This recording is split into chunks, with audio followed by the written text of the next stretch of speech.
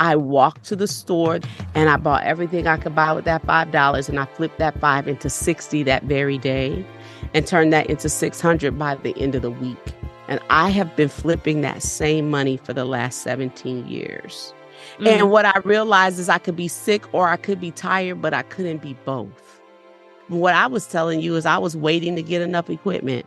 I was waiting to have all of the things in place. And the man came and said, stop waiting. All you have is all you need to start today. So for that 30-something that's believing that it's too late for them and they've been left behind, it's like, what do I have to give? And the rest of the world is making it and I'm not. I want them to be encouraged to know that it is not too late for them. And I'm also the same face that is the picture of a woman who dug herself out of debt and drowning in brokenness and despair to be sitting here today to tell you that you can also do it.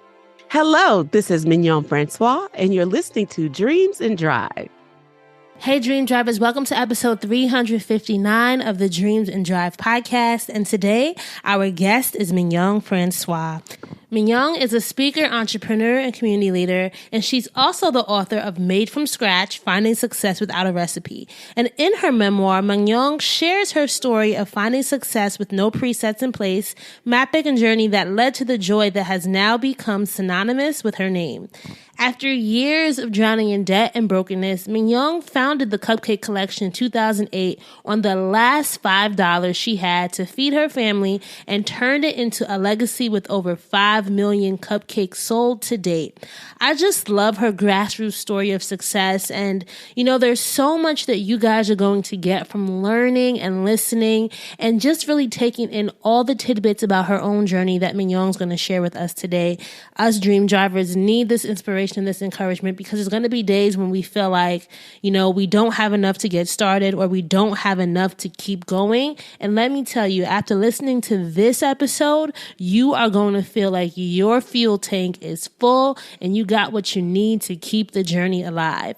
If this is your first time listening, please make sure you're following us on social media. We are Dreams and Drive across the board on Facebook, Twitter, Instagram, and TikTok. And make sure you join our email newsletter, The Keys, and get weekly email updates delivered right to your inbox. Just go to dreamsanddrive.com/join. That's dreamsanddrive.com/join. All right, let's get into this episode. Hi, Mignon. Welcome to Dreams and Drive. I am so excited to have you on today. I'm excited to be here with you. I just love, first of all, I love food. I love cupcakes. So when your publicist sent this over, I was like, yes, this is a match, right? In another lifetime, I would have my own food business myself, but I am a podcaster and not a baker. So, oh my gosh, would you be baking in another life?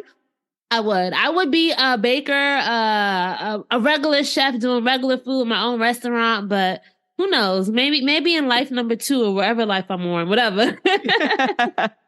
I believe that cake is my love language. So, I feel you on that. Yeah. So I think it's really important when we're thinking about where we are today to kind of go back to the beginning, right? Mm-hmm. So Mignon, tell me, who were you as a child? What were those things that were really inspiring the young you?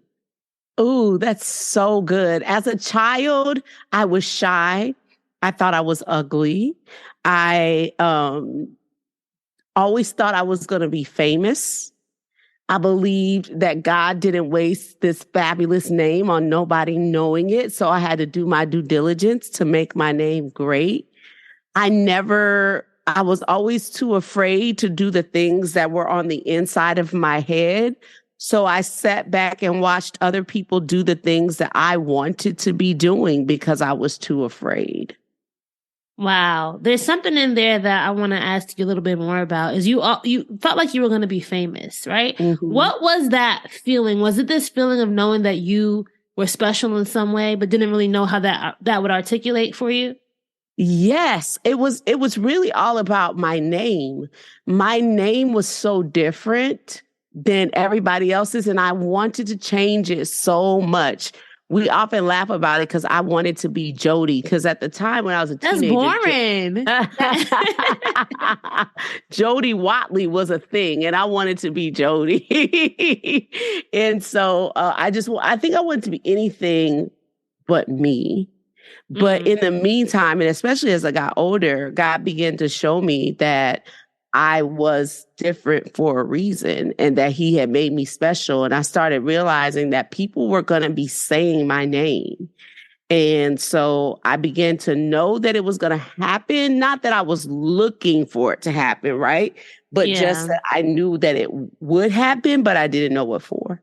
Okay. So it's kind of like do you feel like you were coasting through life, or you were actively trying to figure out how to make that happen? Talk me through those like young adult, early 20s for you. These are good questions. By the 20s, though, I had what I'm describing to you is going to be like second grade, third grade, fourth grade. Okay. By my 20s, I full on had no self-esteem.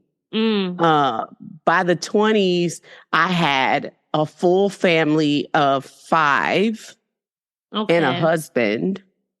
I had my 6th child when I was 27. And I was drowning in debt and brokenness by then. And I had been married. By the time I was 30, I had been married for 10 years. Can I ask you a question? Just because I'm a mother myself. I have a 2.5-year-old son, right? Mm-hmm. And did you see life with having so many children, or was it kind of like that just happened and you kind of just went with it, right? Yeah. As women, it's like we don't always plan and life happens, right? Yes.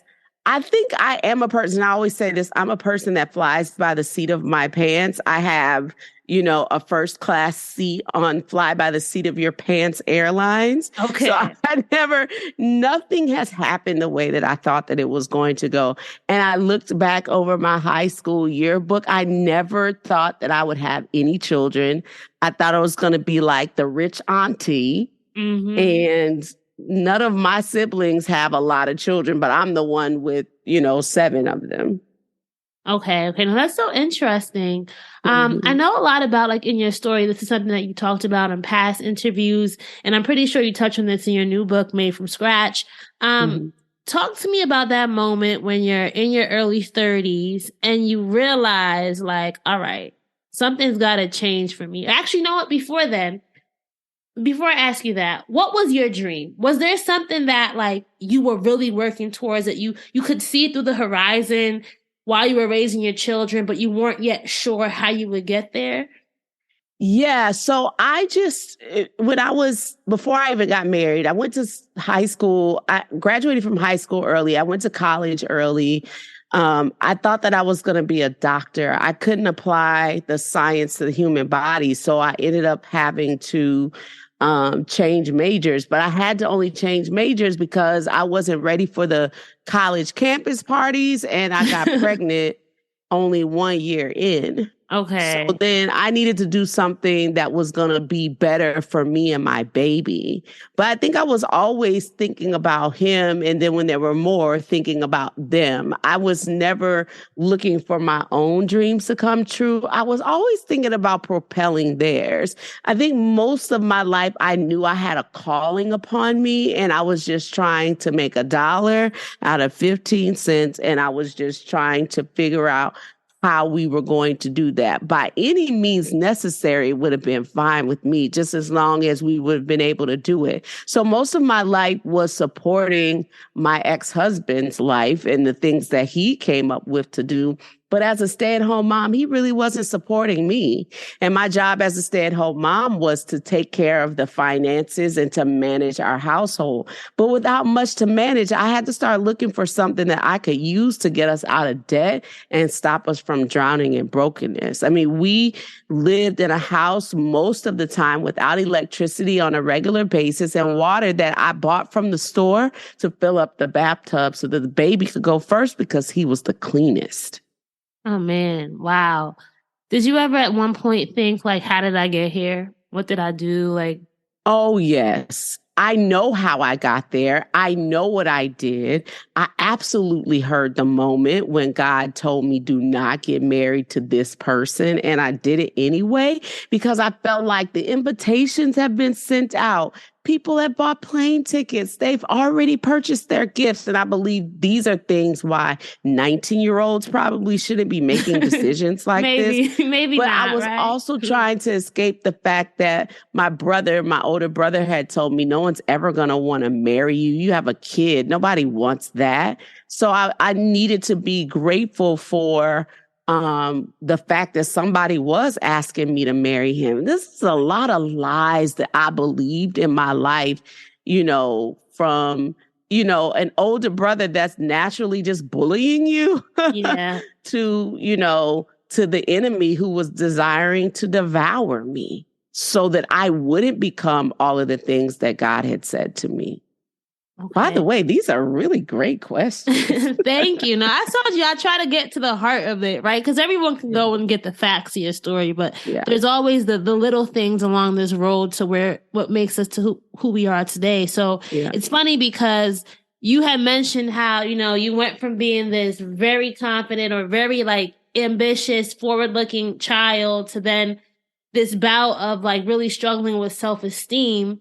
Let's talk about that moment where you got that order from your neighbor. Was it your neighbor, right? Yeah, well, let me just say, I was never confident as a kid. Okay. I never had powerful self-esteem. I went through my whole entire childhood believing I wasn't good enough, believing that I should accept, whatever people did to me or however they mistreated me. I never thought I was good enough. There was always something on the inside of me that was telling me that I wasn't supposed to be in that position. I was always a very smart kid. I was always top of my class and things like that, but my self-esteem did not exist. It wasn't until I was in my 30s, and a very particular incident that happened that allowed me to have self-esteem, but it took me that long to ever figure that part out.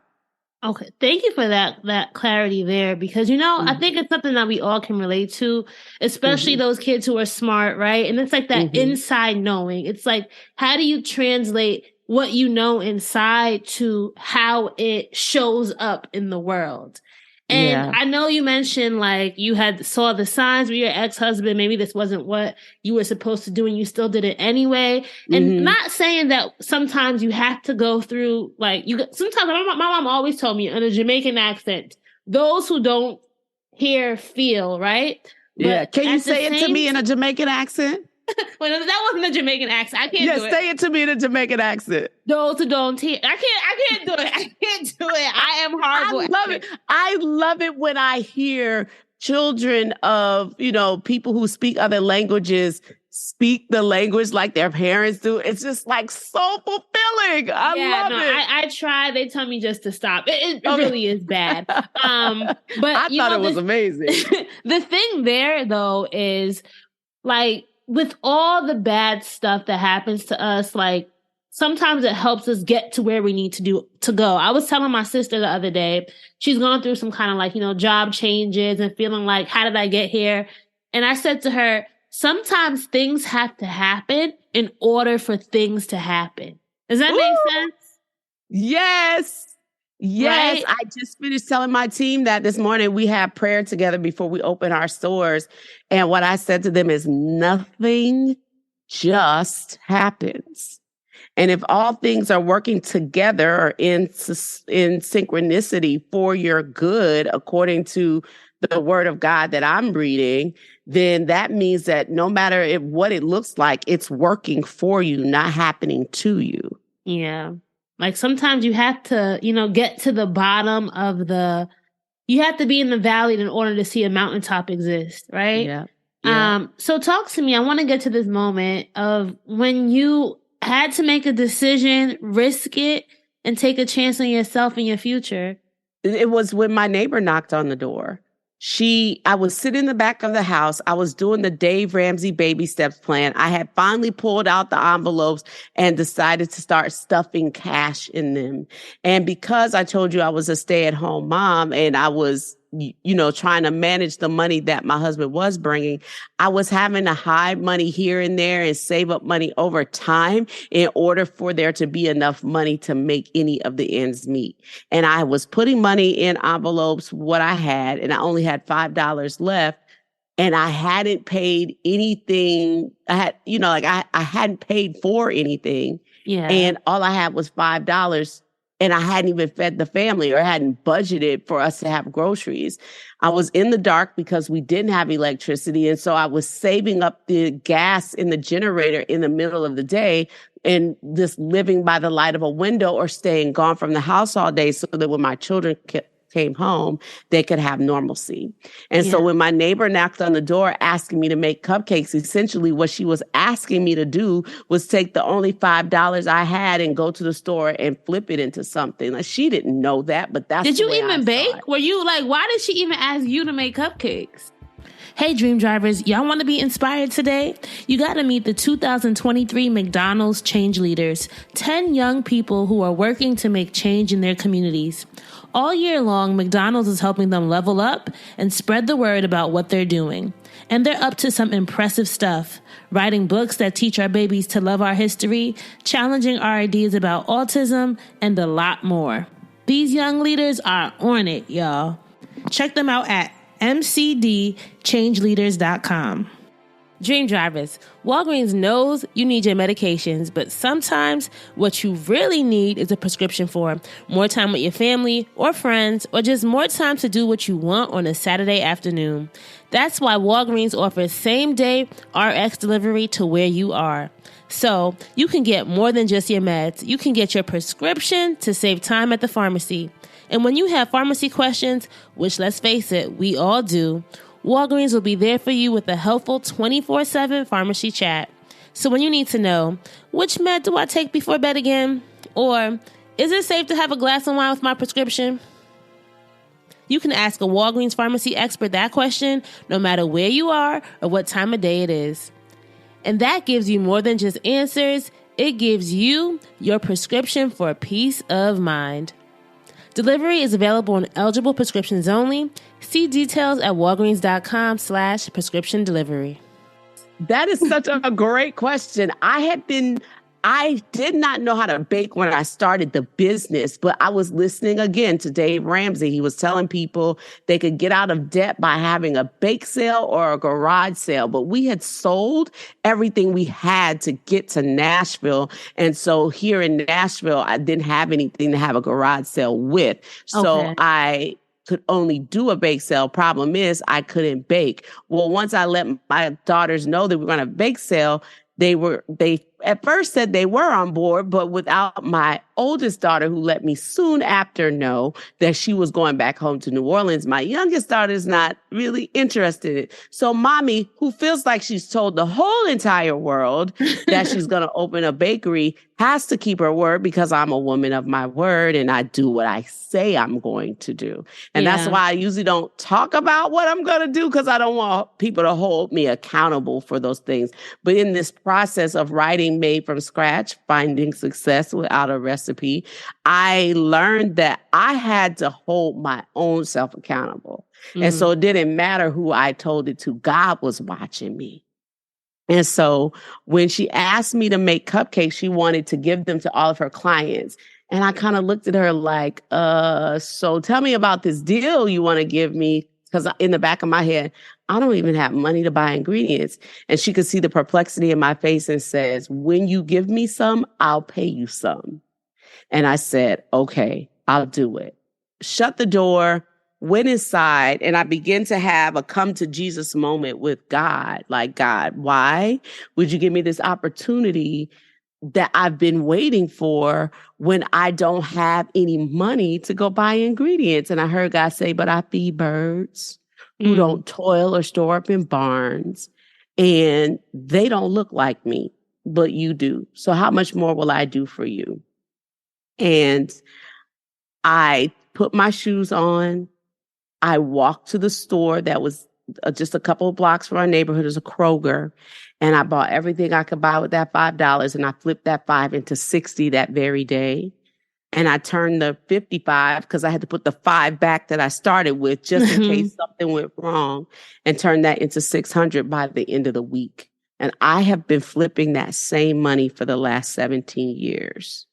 Wow. That is just a story of, number one, taking a chance on yourself, following that word that you felt inside, right? And then just not giving up, because you could have said, all right, I got 600 now, but you realized that this was like your call. Like, and like I read a lot about like heroes and like the hero story, and it's like that call to action, right? So what made you, once you had that $600, realize, all right, I can't stop this. Like, this has to lead to something. Because I was tired of being sick and tired. And what I realized is I could be sick or I could be tired, but I couldn't be both. That is something there, right? I guess even like if we were to think about like the tangible things, what did you then have to realize? Did you realize, okay, this is just going to be a official business? Like, what was your mindset once you had that 600 and realizing, all right, we got to grow this? I know you said you had been listening to David Ramsey, so I'm thinking you were already in that mindset of, trying to build financial wealth, financial stability. So you must have known, like, this has to be, like, I got to do this right. Basically. Yeah. Oh, yeah. Because when I was a kid, I always played business. Like, other girls play with Barbies. I play business. So I was always the manager. I was always the one in charge because that's what I saw my mom doing. So I had been working since I was a kid. I had been working. I got my first job at 10, and it was filing in my mother's office where she was the lead administrator. And she was in charge of all of the insurance sales people at her company where she worked.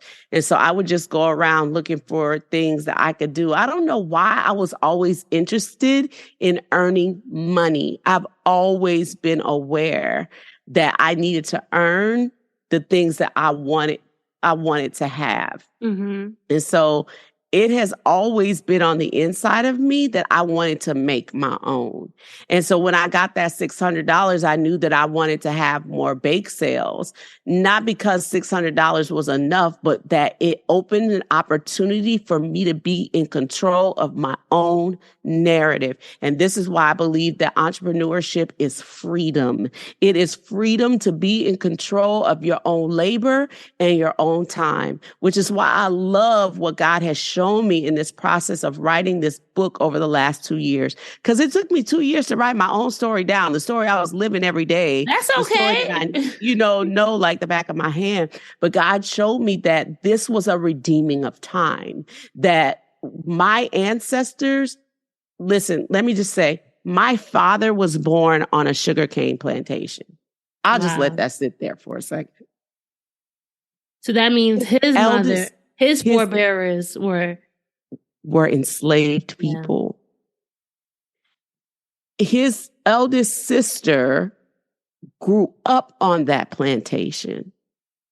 I don't know at which point my grandparents stopped being sharecroppers or if they ever got like truly free from that. But I did learn that my grandmother becomes a businesswoman. And so it's on the inside of me to be able to, to have free enterprise, but the people who came before me didn't have it available to them. And I truly believe that my generation as a collective is the first generation of African Americans who have full access to opportunity. So I can do things my parents couldn't do. And my parents stayed at the same company for 35 years and they shut their mouth and appreciated it, right? While they climbed the ladder. And while my mom was pissing people off as she climbed the ladder, being a Black woman in the South. Yeah. And so when I started the Cupcake Collection, it was a thing that you better not tell your grandmother because like we don't play at life. That was her thing. Like, And that's how she would have viewed what you were doing? Yeah. You stay at a company, you go earn your wage, you earn your 401k, you save for your family, you don't play at life. And so I had to keep the very fact that I was opening a business to myself. But in the midst of it all, God showed me that he was redeeming time through me in the fact that my father was born on a sugarcane plantation. My ancestors were enslaved on a sugarcane plantation, but God has allowed me to build wealth and create legacy in the same industry that enslaved my ancestors. So I believe it is up to me to now do this well so that those people's names who you don't know who came before me, you will experience them because you will know my name. And those were the things that God was saying to me when I was a child. I didn't necessarily want to be famous. I just knew that it was going to happen. Does that make sense? Whether you're searching for the latest sneaker drop, that iconic handbag, a timeless watch, or your next piece of classic jewelry, eBay authenticators are there verifying every detail of your purchase. Yep, we're talking each inch, stitch, tick, facet, and clasp that make the piece you're searching for worthy of your collection. eBay authenticators are experts in their craft, true connoisseurs, and as leaders in their fields, they're making sure your items always arrive as authentic as your style. So go ahead, get that piece you've always wanted, and leave it up to the meticulous eyes of an eBay authenticator to make sure that watch movement is original, that glimmer is real gold, that rare sneaker is legit, or that handbag is really made of genuine leather, and never get faked over again. In a world full of fakes, it's time to get real with eBay Authenticity Guarantee. Everyone deserves real. Visit ebay.com for terms.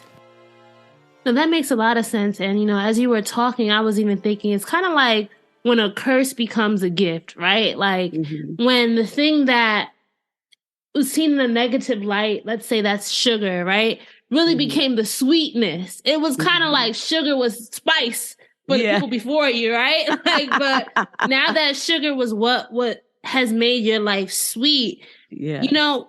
When you built the business, what was your approach to how you were going to make it for you? How you were going to make it work for you? Was it like, okay, this is going to be something that I'm going to do from home. I'm going to build a team from early on? Because a lot of times we have these ideas, we have these dreams, we have these things that start to happen for us, but we don't know how to approach how to build it. So what was that like for you? I never wanted any of those things you're talking about. Okay. I just wanted field trip money.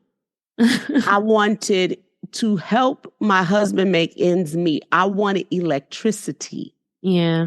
I wanted to be in control of our dinner plate.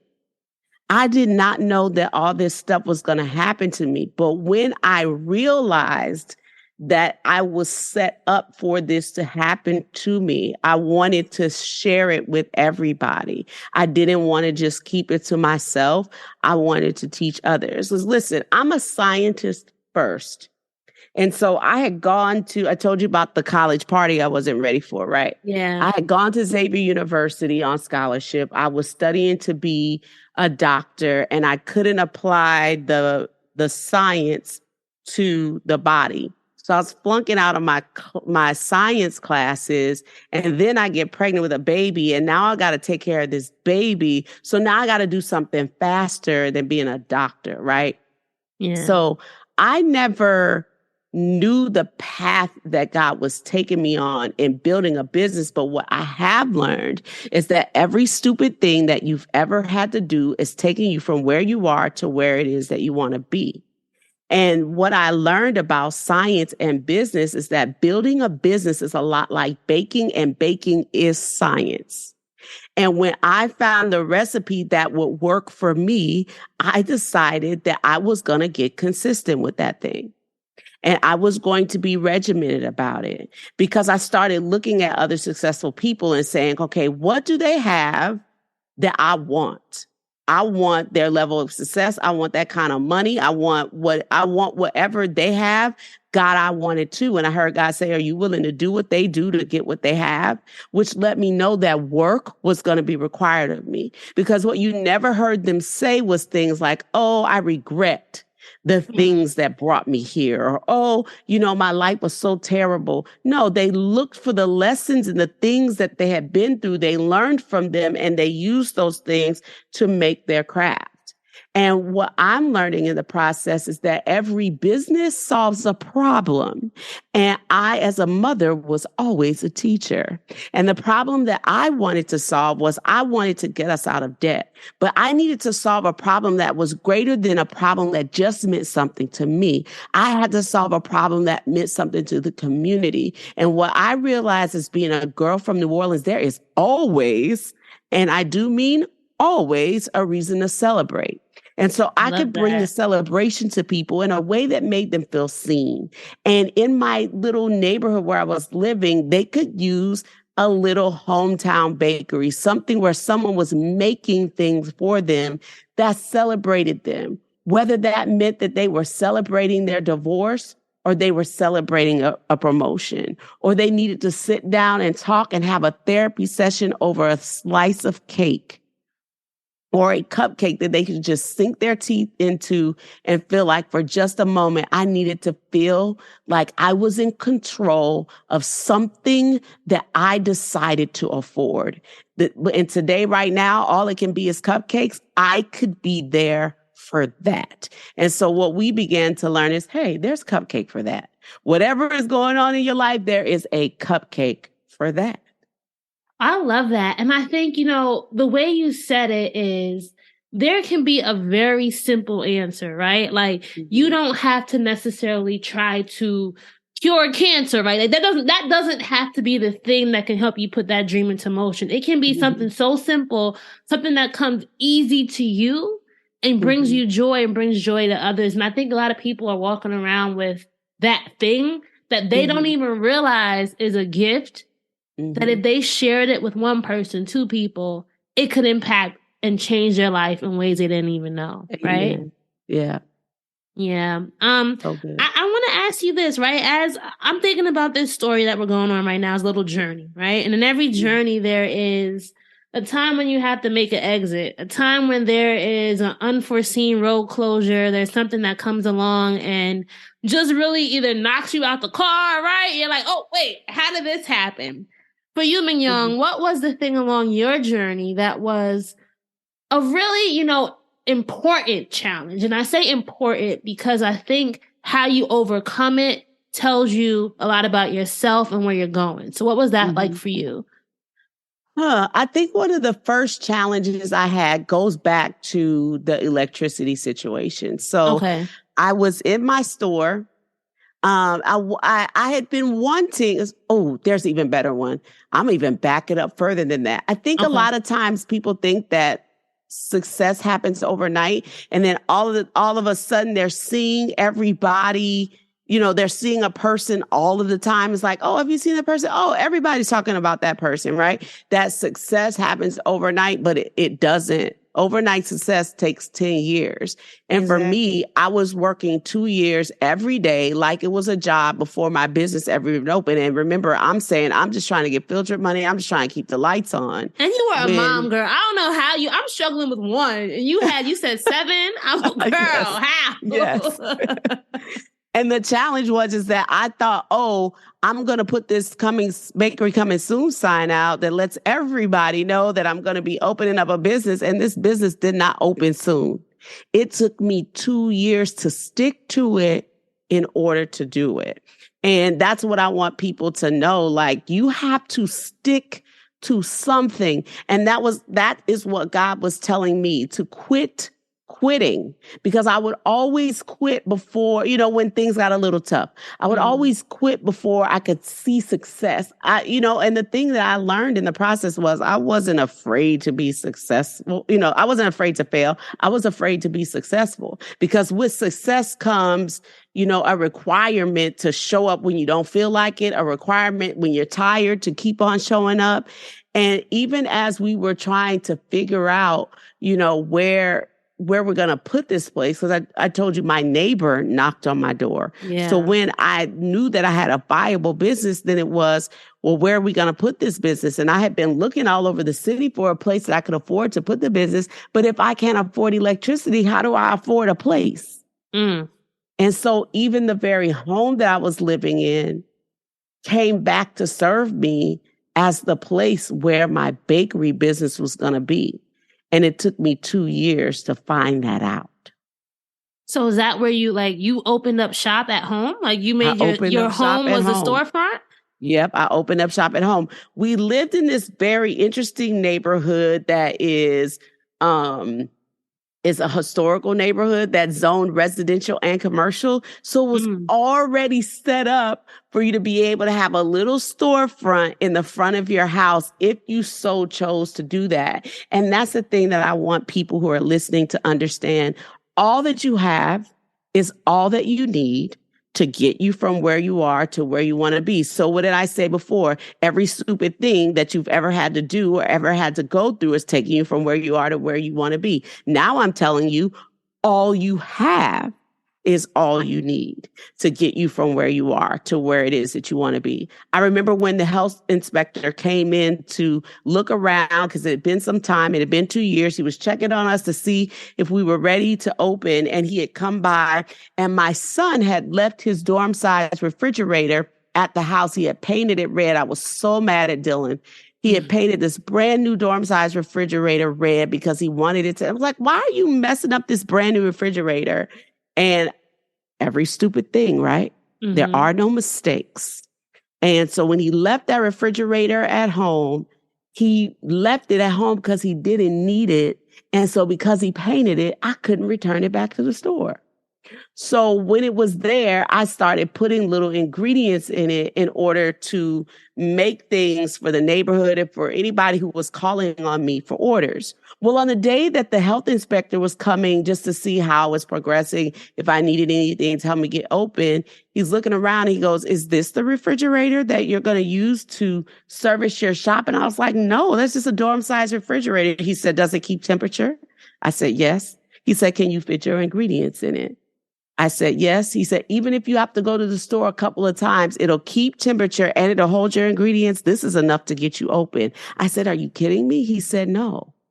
And you didn't have a refrigerator before that. Like there was, if you hadn't had that one there, you wouldn't have had the right one that you needed. Exactly. Wow. So I opened the store with a dorm size refrigerator and a KitchenAid mixer because that passed inspection. And all the while I had been waiting for something major to happen in order to start. And I think there's a statistic that says about 94% of Americans are waiting for some major event to happen in order for them to start living. Whether it is, for my children to graduate from high school, for me to get out of debt, for me to have a big enough savings, I'm waiting for something to happen in order to start living. But what I was telling you is I was waiting to get enough equipment. I was waiting to have all of the things in place. And the man came and said, stop waiting. All you have is all you need to start today. And so he gave me a passing score and told me, you can open your business whenever you're ready. And did you? I did. So it took us about, I believe it took us about a week. My husband came to me and he was just like, you're never gonna open if you don't just jump. So we're going to open you up on Sunday. That was November the 9th of 2008. Our house was up for foreclosure sale. We knew the day that we were going to lose our house on the day that we opened up our store. My children stayed up all night painting and getting the little place ready. I didn't even have a case to display my things when I went to bed. But when I woke up in the morning, they had fixed up a little bakery shop for me. And I had a little cash box drawer. I didn't even have a cash register, but I had a calculator. And I could calculate taxes and things like that.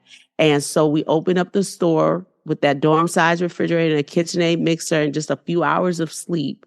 It was believing that if God is who he says he is, he can do what he says he can do. And how long, what year was that again? That was 2008. All right. So it was in the middle of a recession, right? Because a recession is all around us, or that's at least what people are claiming. And so it's like, well, what am I going to do now? Because, banks are threatening to shut down and the economy is so bad. And what I'm saying is I opened up a business in the midst of an economic downturn.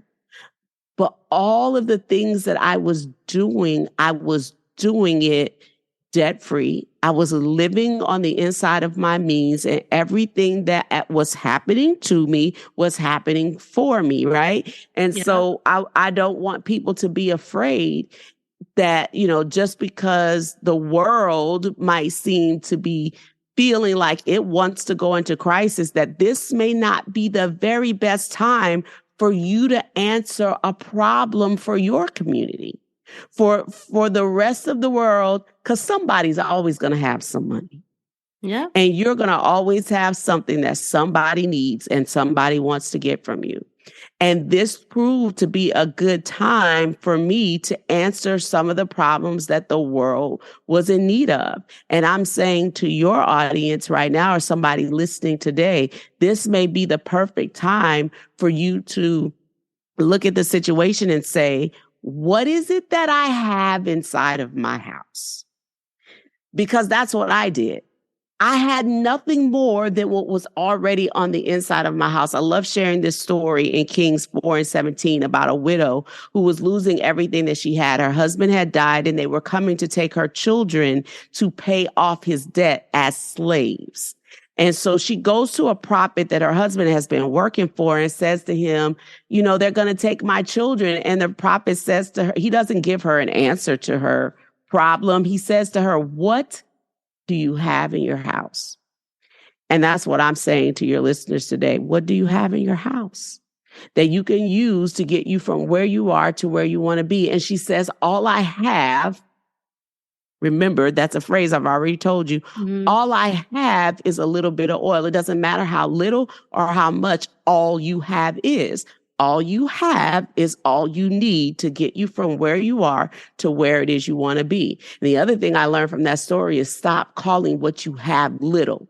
Stop speaking negatively against the things that you already have and what's already yours. Because if you own that thing and you stop talking about that thing in a negative way, you can find a way to use that thing to get you from where you are to where you want to be. And so instead of talking about it, the widow goes inside her house and she begins to follow the instructions of the prophet who tells her, okay, take that little bit that you have and go gather all of the jars that you can gather and go inside of your house and shut the door, which means stop telling people about what you're about to do because everybody can't handle what you're doing. And so her and her sons go on the inside and they start pouring this little bit that she says that she has. And when she says, bring me another jar, they filled up so many jars. There are no more jars in the entire town, which another lesson tells me it's according to your faith. It will happen for you.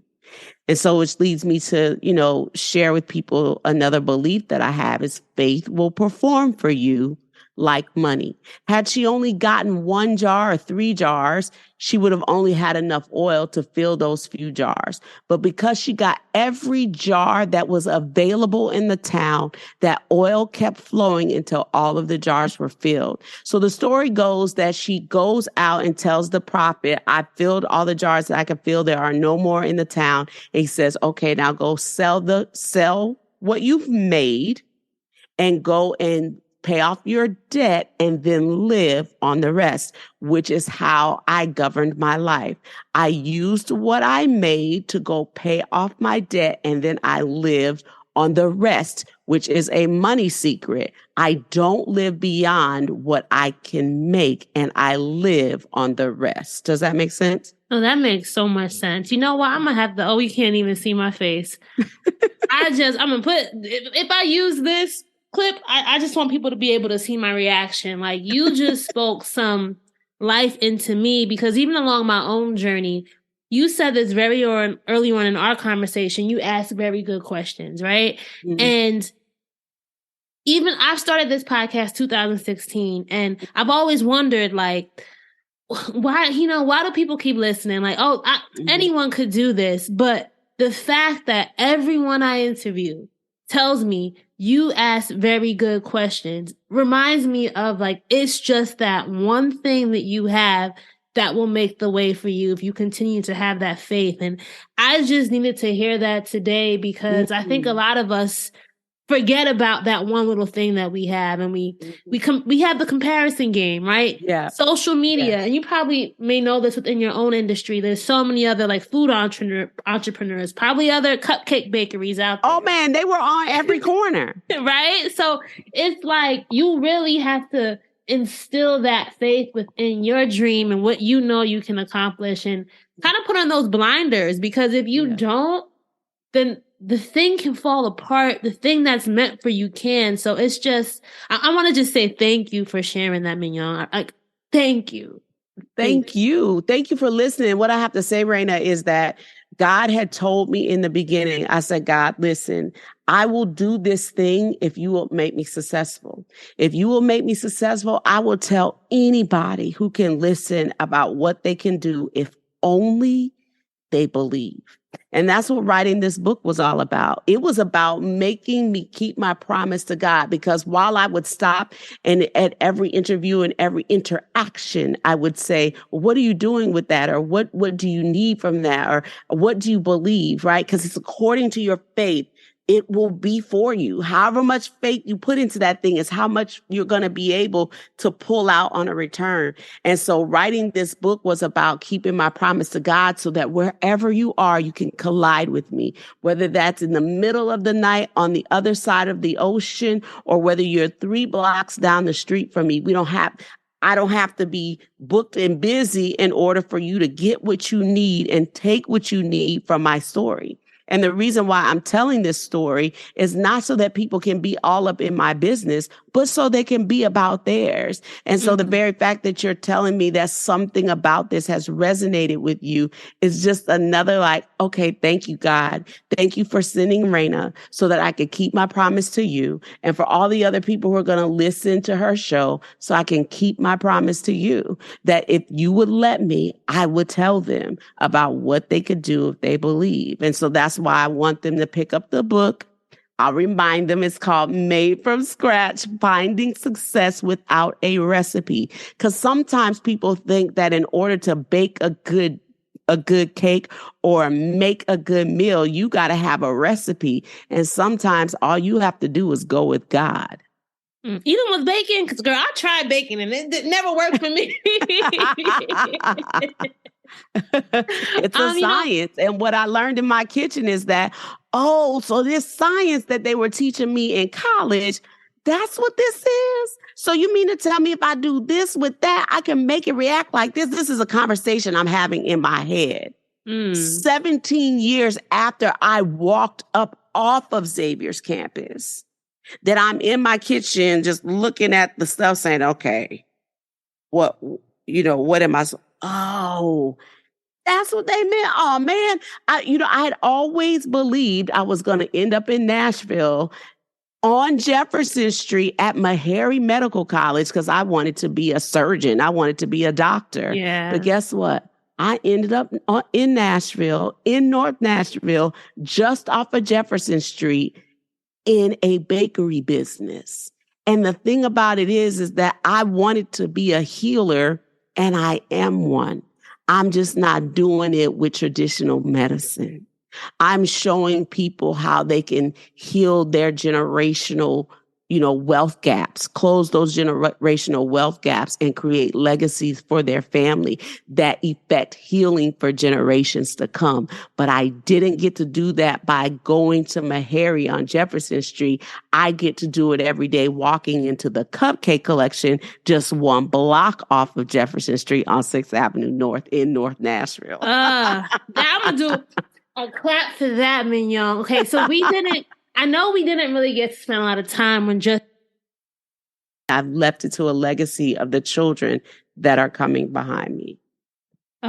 I just love that. There's one thing I want to return to before you tell us your keys to success and we close this out, Mignon. But you mentioned earlier that, you weren't always a confident child and that self-esteem wasn't there, right? But there was a moment for you where that changed. Mm-hmm. Would you say now that self-esteem is there? And just how has really growing into that confidence changed your life? Yeah. Growing into that confidence changed my life because I stopped looking at people thinking that they were looking at me thinking, what is she doing here? Why did she wear that? Because I always was different and I always wanted to enter a room loudly. And whether that be in the colors that I was wearing or however big I could make my afro or however, blonde my braids might be, right? I always wanted to enter a room loudly. Now I understand that people are looking at me because I have something that they like. It's something on the inside of me that they see that's winning and they're attracted to that thing. And so I needed to become confident in who I was and who I was called to be in order to walk into these rooms and not shrink back. And so now I'm walking into the rooms headlining them. I'm walking into rooms as the keynote speaker, whereas before I used to sit back and shrink back and wish that the things on the inside of my heart and the things that were coming into my head and the answers that I had, I used to feel like they were stupid. But then I would always have these like, oh, I did have the right answer all along. And that's what I want somebody who might be feeling like it's too late for me. I was 33 when this business opened. I worked for 2 years like it was a job before I ever even opened the doors. And statistics say that people who start businesses in their 30s to 40s are statistically more successful than people who start businesses in their early 20s. Why? Because they have more experience, they have more connections, and they have been through more of life. They really really know who they are and what it is that they offer to the world. So for that 30-something that's believing that it's too late for them and they've been left behind, it's like, what do I have to give? And the rest of the world is making it, and I'm not. I want them to be encouraged to know that it is not too late for them. And I am an example of what economic insecurity looks like. And I'm also the same face that is the picture of a woman who dug herself out of debt and drowning in brokenness and despair to be sitting here today to tell you that you can also do it. Thank you so much, Mignon. This has just been such a powerful testimony to what it means to believe, to have that faith that you can put that dream into motion. Tell our listeners where they can get your book. By the time this airs, your book will be ready to go live. Tell us where we can get your book, where they can connect with you, where they can get a cupcake if they live in Tennessee or New Orleans. So let us know. Yes, they can find me on Instagram at mignon.francois or the Cupcake Collection at thecupcakecollection.com. We're also the Cupcake Collection on all social media. So that's on Facebook and on Instagram, and on Twitter, we are at Cupcake Tweets. The book is available on Amazon.com. Okay, wait, do you guys ship cupcakes? And we ship cupcakes nationwide. Oh my gosh. Yes, well, I'm going to have to put in an order for a cupcake, girl. Yes, honey. Yes, honey. We ship cupcakes nationwide through our FedEx partners. Okay. Thank you so much, Mignon. This was just such a fabulous time hearing your dream driving journey. I hope our listeners enjoyed it just as much as I have. All right, so that's the wrap for this episode of Dreams and Drive. I hope you enjoyed our guest's dream driving journey as well as listening to their keys to success. If you love this episode, you know what to do. Please make sure that you are following us. We are at Dreams and Drive across social media on Facebook, Twitter, and Instagram. So make sure you're sharing this episode, posting it to your Instagram stories, texting it to a friend, sharing on LinkedIn, wherever you are or online. Just pay this forward and share this with somebody. We really appreciate it. And all the sharing that you do helps us grow our community. If you want to join our email newsletter, The Keys, and get weekly updates delivered to your inbox, just go to dreamsanddrive.com/join. That's dreamsanddrive.com/join. And lastly, if you know somebody who would be great for this show, or if you are someone who would be great for this show, please go to dreamsanddrive.com/pitch. I'm always accepting new guests. I'm always accepting new pitches. So I love to see those pitch requests coming in. Keep dreaming, keep driving, and we'll chat again in the next episode. Bye, guys.